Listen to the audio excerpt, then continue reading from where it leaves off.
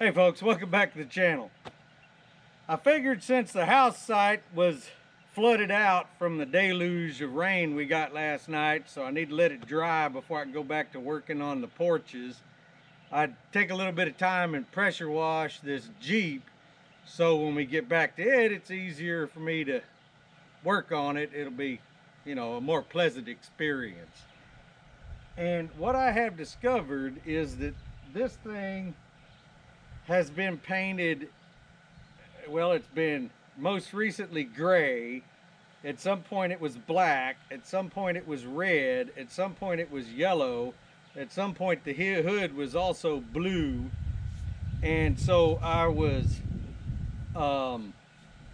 dreading the prospect of probably weeks of sanding on this thing to get it down to a paintable condition, because it's a fiberglass tub, so I can't sandblast it. And I have discovered that the paint was put on so poorly that the judicious application of a pressure washer is taking most of it off.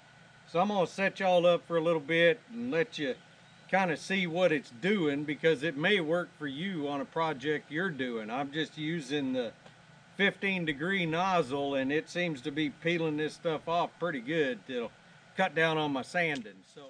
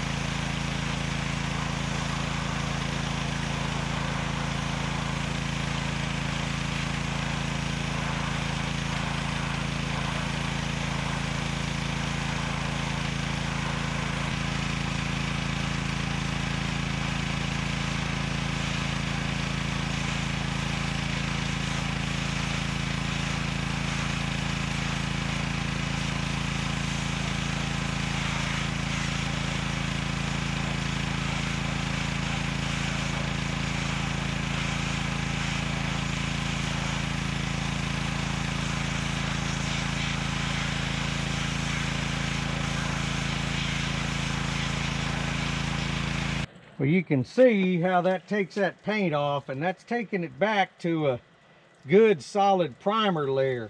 There's places where the paint stuck better apparently, but I thought it was interesting because somebody has done a homemade chrome job on this grill with aluminized tape.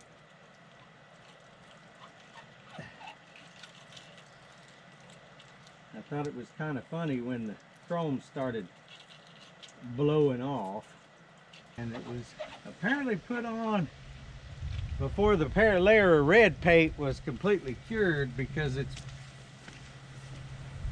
peeling quite a bit of it off.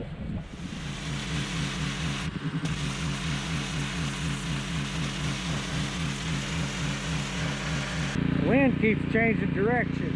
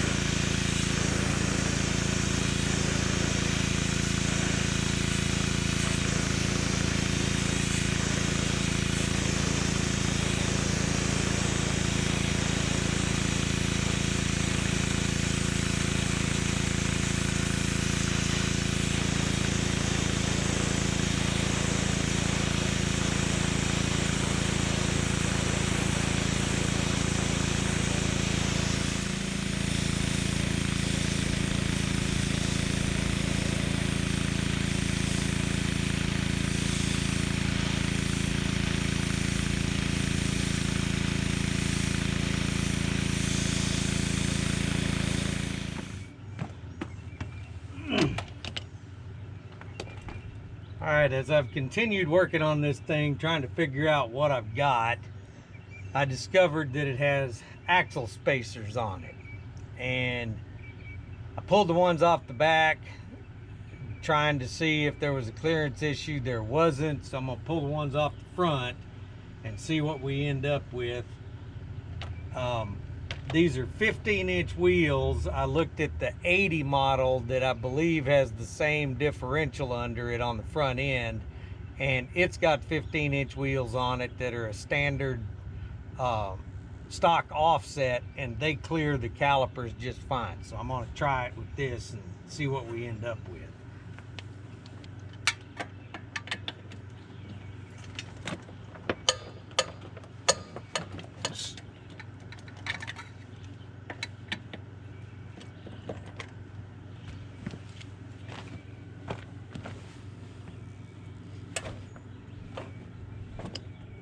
Well,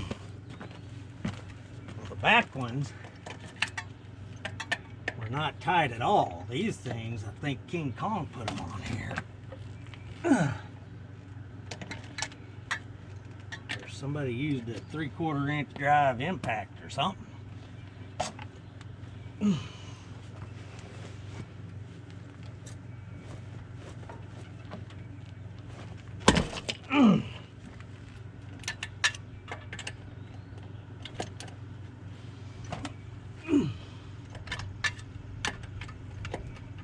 Rusted on, I don't know.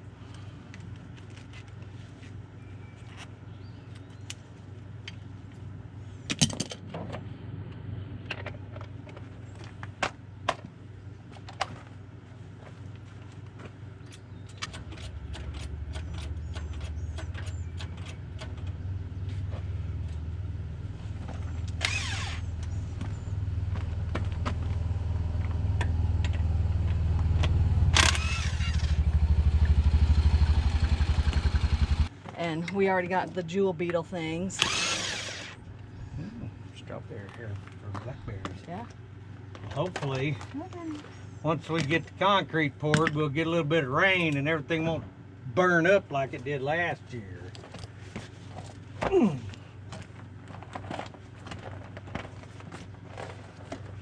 Alright.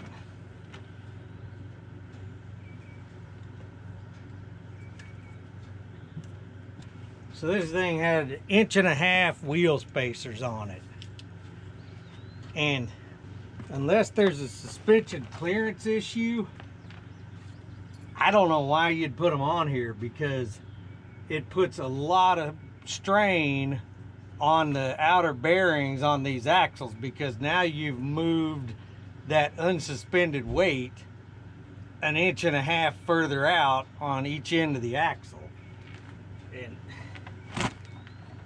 I don't know, people do all kinds of crazy stuff just for looks that are actually detrimental to the function of the vehicle.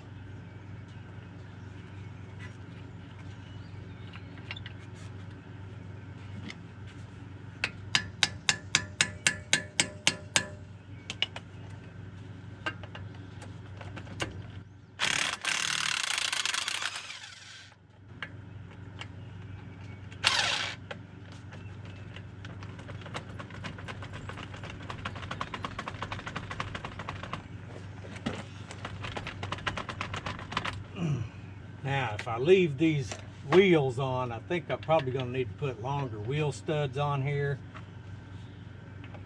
because I don't think that they're engaging completely.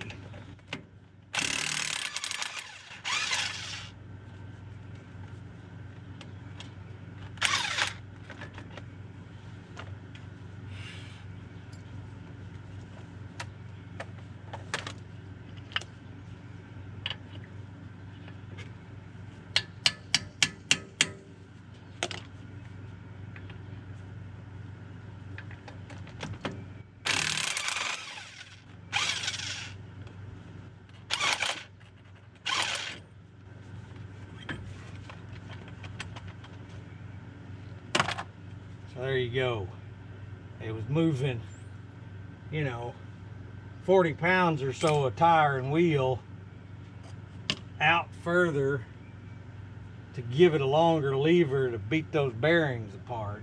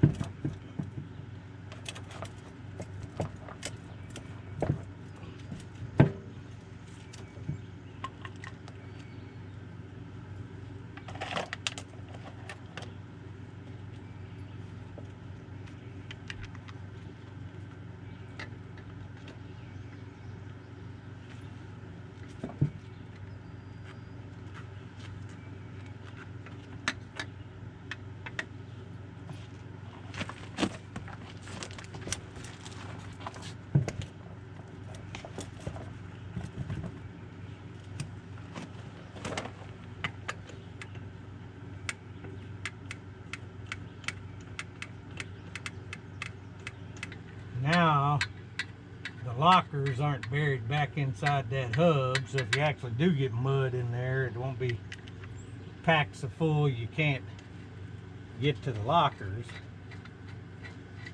Or not hub, but cap.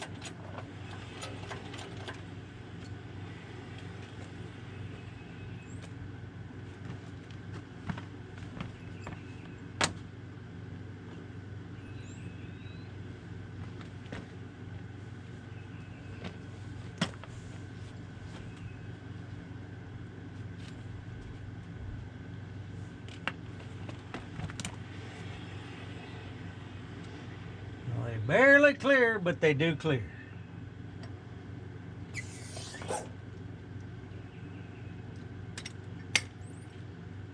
And that's what it looks like now with those spacers off of it.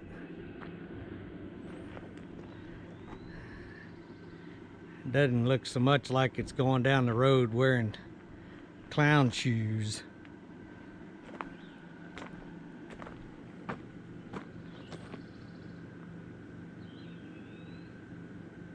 Because before,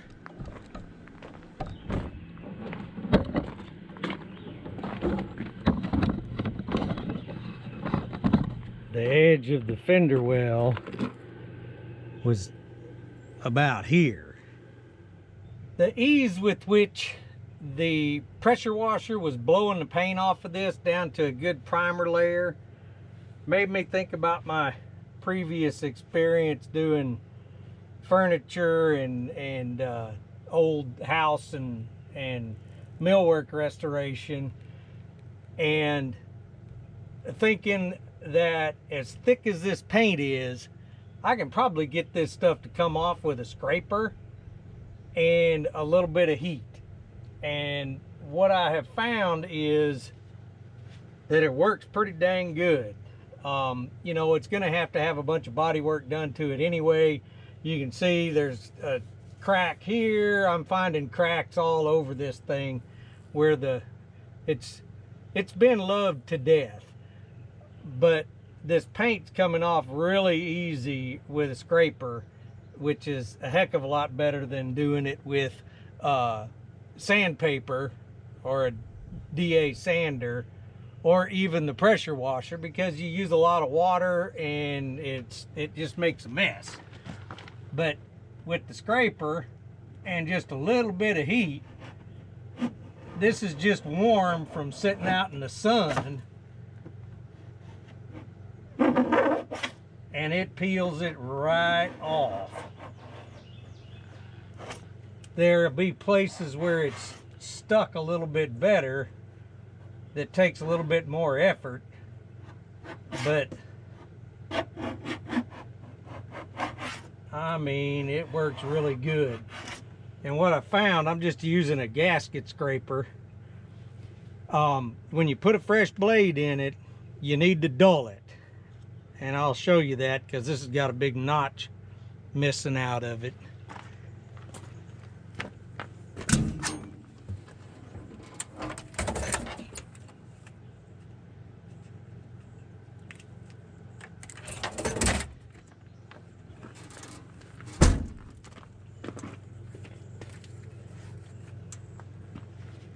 And all I've done to dull this thing, you can do it with a sharpening stone or whatever, but I've just got my Leatherman on me all the time.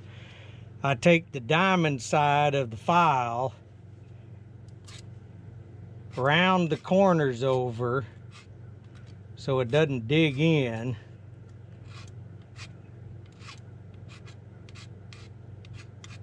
and then just take that file and run straight across the edge, and or the diamond side of the file, and it just makes it not dig in to the substrate as bad as if you try to do it with a sharp razor.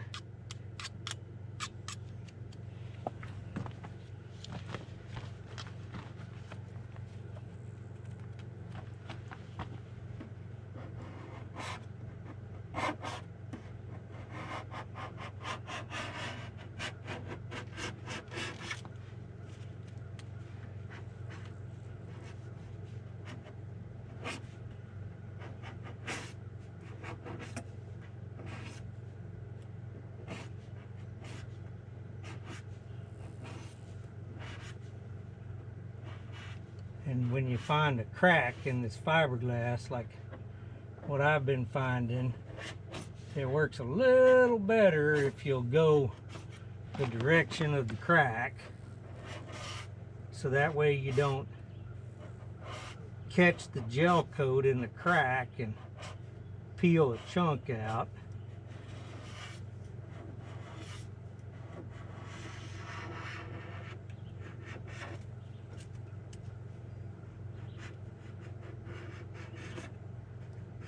But this thing, I ran the VIN on it, and it was originally blue, which is the blue that was on the underside of the hood.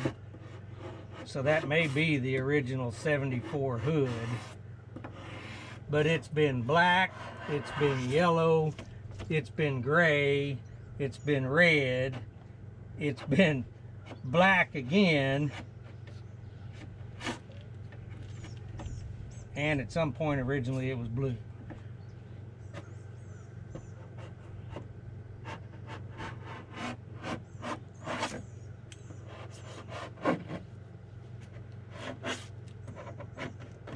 And I'm not going to jump off into painting this thing, but I wanted to see how bad the body was beat up and how poorly it had been repaired in the past. And somewhere along the line, somebody has repaired the fiberglass, not with fiberglass, but with Bondo, which makes no sense to me, because the fiberglass and the Bondo is about the same price for material, and the fiberglass would give you a much better repair.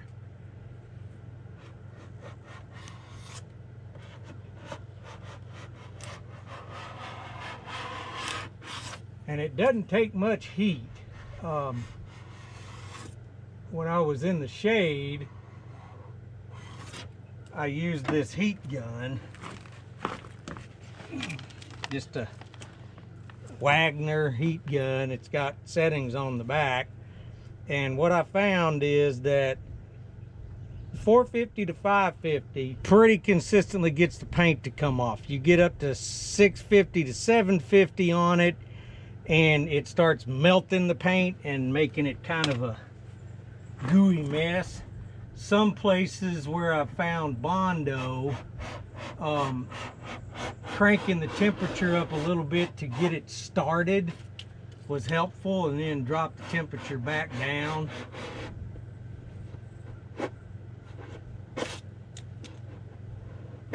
See, like there's Bondo right there.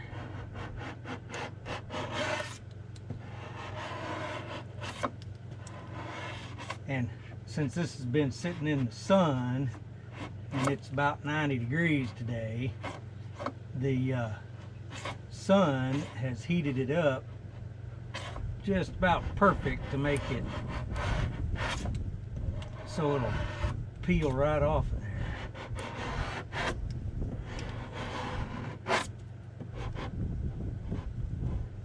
And if this wasn't something that's going to have to be completely repainted, I don't know that I would do this. If it was just a spot repair on something, I think that you'd be asking for trouble. But this thing's going to have to be completely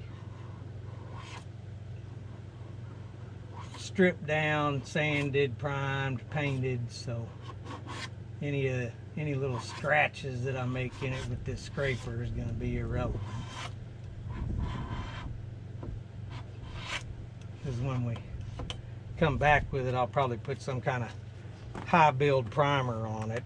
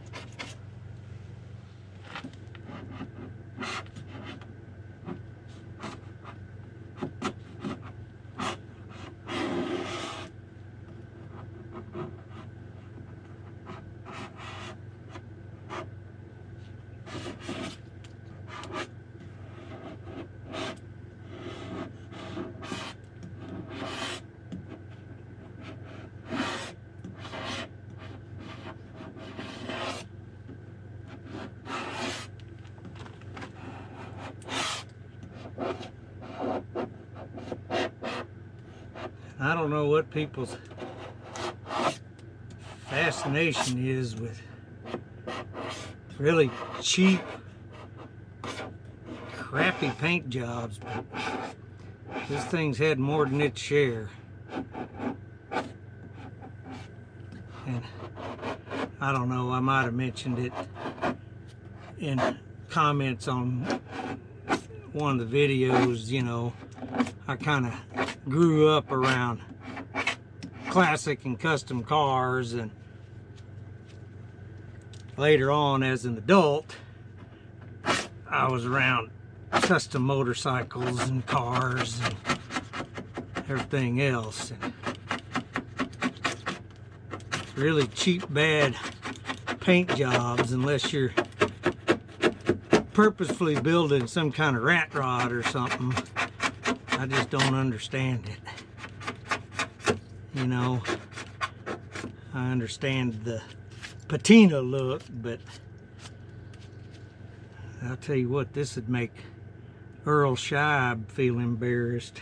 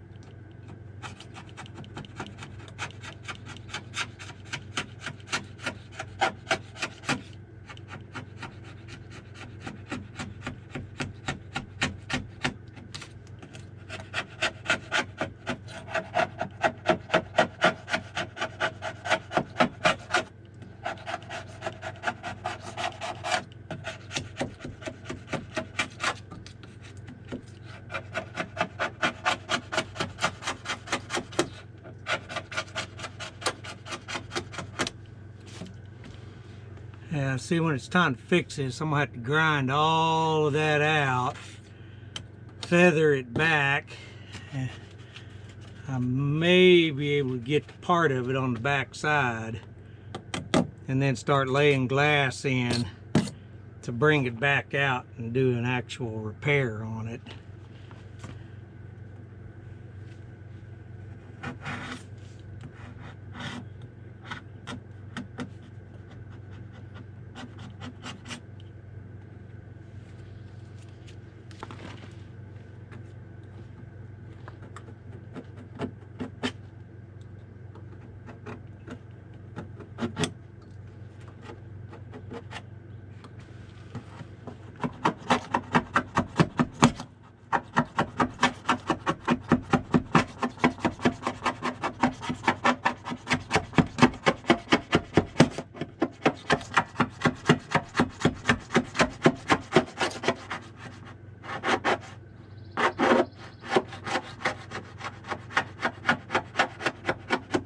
And I haven't been able to figure out who manufactured this body, so I don't know what kind of reinforcement was used in it. I'm assuming it was probably plywood.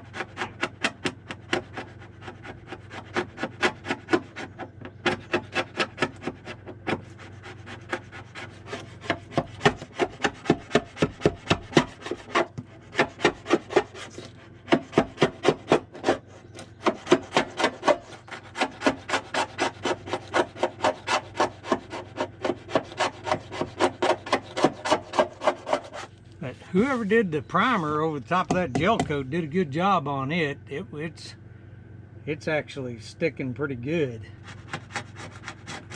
Everything after that's craptacular, but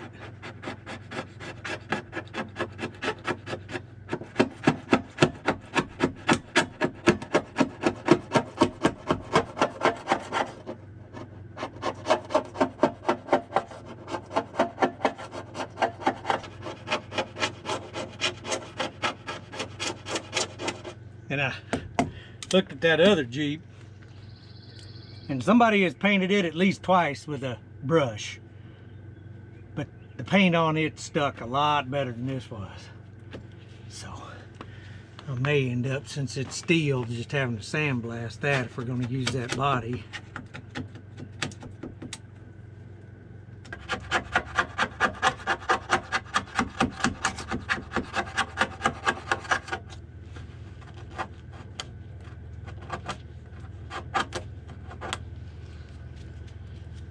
Kind of wonder if this thing met a tree at some point, because it's smashed in here, smashed in back here, smashed in on the right side of the cowl underneath the windshield, or maybe it got rolled a little bit, I don't know.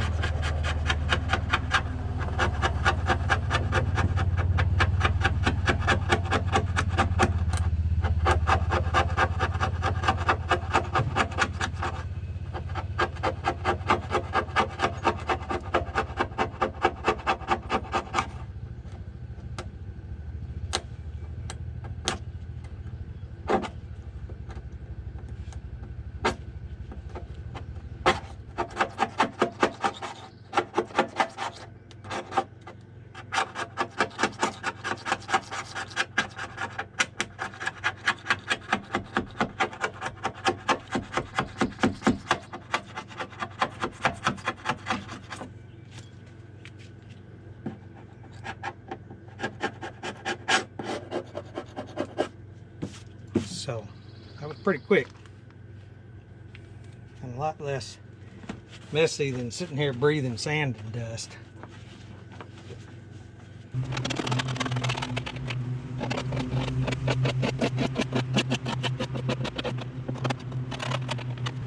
The more I clean up on this thing, the more I find just how much it's been abused.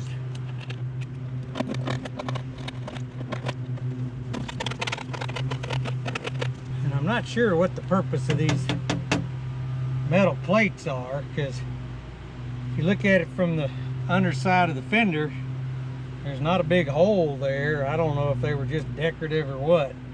Like the wheel spacers that weren't needed to clear anything. They're just for looks, I guess.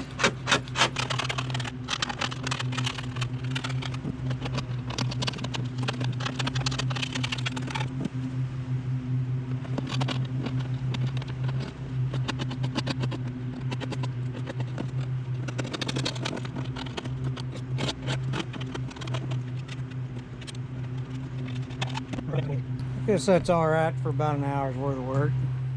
All right, I've been doing some experimenting, trying to figure out the best way to get this gooey white stuff off of here. And because scraping it just doesn't work. It's so dang soft and sticky that scraping it isn't working. And so I've been trying a wire wheel, and that's actually working pretty well.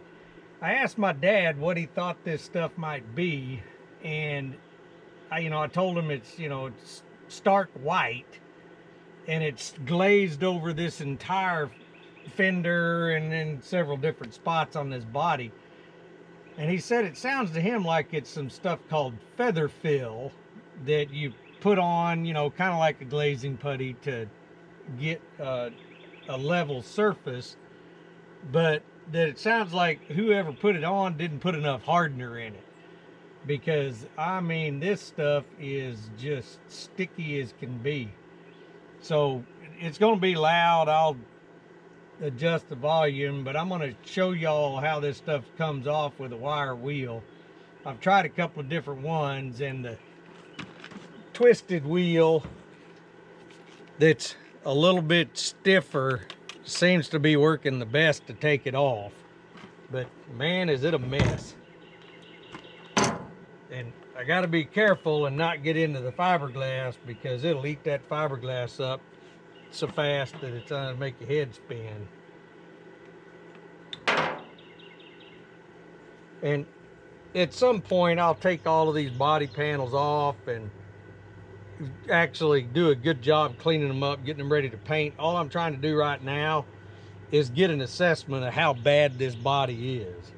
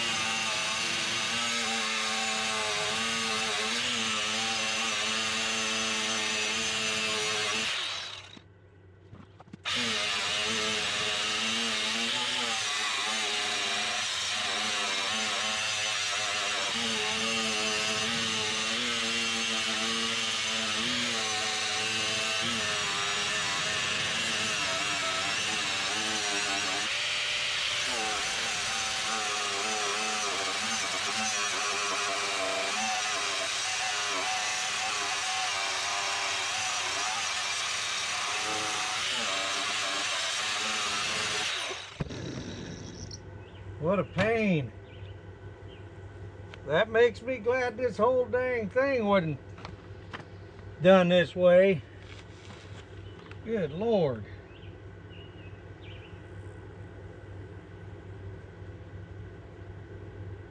That's gonna take forever. All right, folks, I think that's gonna wrap this video up for today. Thank you for watching, and y'all have a good day.